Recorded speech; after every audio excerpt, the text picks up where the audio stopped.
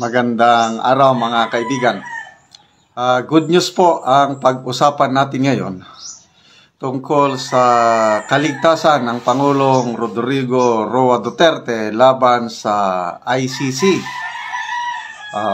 Bago lang nagpahayag si Secretary Boyeng Rimulya na posible daw, open daw ang gobyerno sa pakikipag-usap sa ICC sa pag-imbestiga sa war on drugs ni Pangulong Duterte. Ito po, may post si Jay Sonsa, isinare niya ang post ng Reuters tungkol sa ICC, tungkol din sa sanctions na gustong ipatong ng Trump administration laban sa ICC. So, basahin ko muna itong post ni Mr. Jason posted 6 hours ago. Sabi niya, "The idols of Trillanes, Matubato, Rimulya, Bersamin, De Lima, and Hontiveros, and others are shaking their knees." Meaning the ICC. Mga idol ito ni, yun, dinanggit niya. Putos, meaning President of the United States, Trump's weeping of those concerned about African and Asian lives and governments. Their dollars are frozen delight. Tungkol po ito sa announcement, meron ng announcement ng Trump administration na mag-issue ng executive order para sa sanctions against ICC and their employees.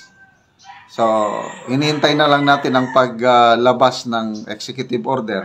Ito, isinare ni Jason sa ang post ng Reuters. Basahin ko Sabi ng Reuters, "The International Criminal Court has taken measures to shield staff from possible U.S. sanctions, paying salaries 3 months in advance as it braces for financial restrictions that could cripple the War Crimes Tribunal," two sources said on Friday.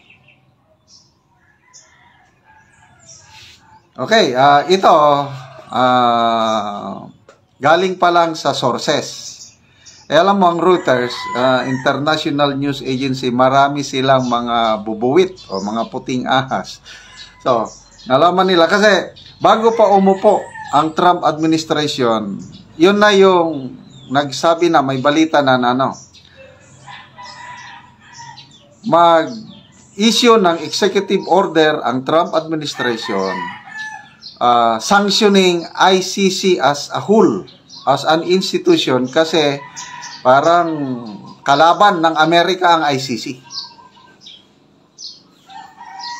Plus, ang mga staff nila, mga judges, prosecutors, and everybody connected, magkakaroon ng financial restriction, i-freeze ang assets ng ICC.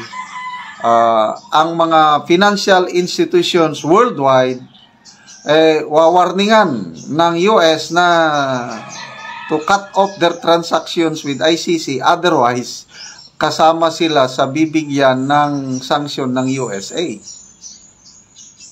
Kaya ito, I hope na tama kasi allegation pa lang ito, sources ng Reuters, nalaman nila na ICC are now paying in advance, 3 months in advance ang salaries ng kanilang staff, kasi once na mayroon ng executive order at nandyan na yung sanctions, hindi na makakasweldo, hindi na makakagalaw ang ICC. So, anong epekto nito kay Pangulong Rodrigo Roa Duterte?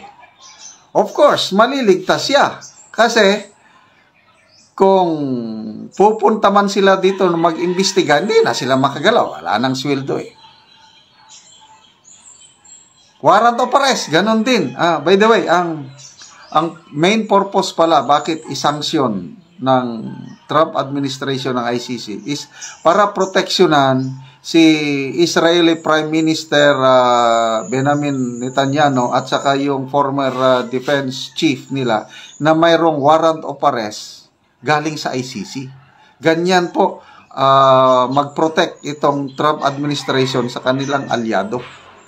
So, in a way, matutulungan, mabinipisyuhan si PRRD, Senator Bato at iba pa, itong move na ito ng Trump administration. Kaya sabi ko, goodbye. Yan na, tama itong post ni Jason na crying time. It's crying time for yan na, Matubato, yung binanggit niya, Rimulya, Bersamin, Dilima, Hontiveros, sino pa dyan, palagi na, pati yung meron yung abogada, si Attorney Conte, sabi niya kay Attorney Salpanilo, CUNICC. So, tingnan natin kung ito, binabantayan ko, marami ng executive order na pinirmahan ni President Trump. Up to now, wala pa akong na-monitor na executive order na nagpapataw ng sanctions against ICC and its staff.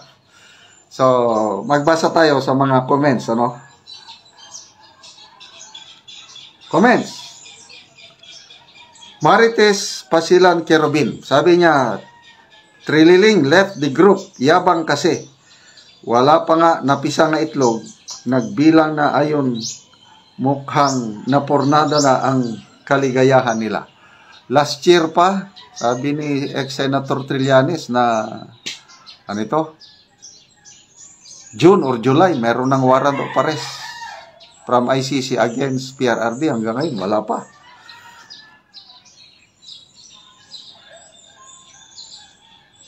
Ronald Añonuevo, sabi niya, wag muna kayo magsaya sa dami daw ng nakulimbat. Baka mga congressman na raw ang magbigay ng pondo sa ICC para matuloy lang litisin si PRRD. Rudy Boltison Sabado, madalas yung twist of fate kapag pumitik ang buhol na kable, pulutin na tiwali talsik sa burak.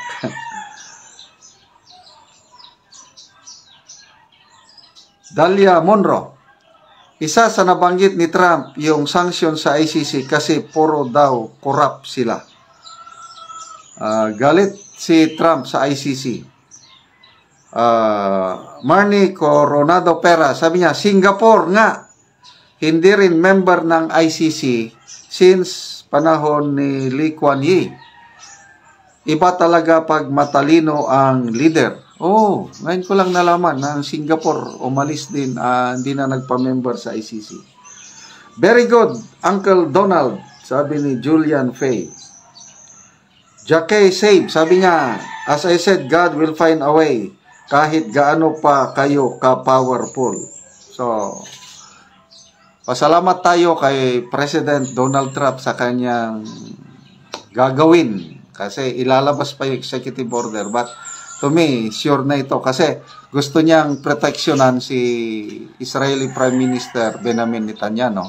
And incidentally, mag-benefit si PRRD at iba pa niyang kasamahan. Okay. So, again mga kasamahan, salamat sa inyong suporta sa channel na ito. Yung ating konting income na itutulong natin sa Talaandig Tribe sa Bukidnon, panoorin yung video na ito na kung saan natutulungan natin sila sa pagpatayo ng kanilang bahay.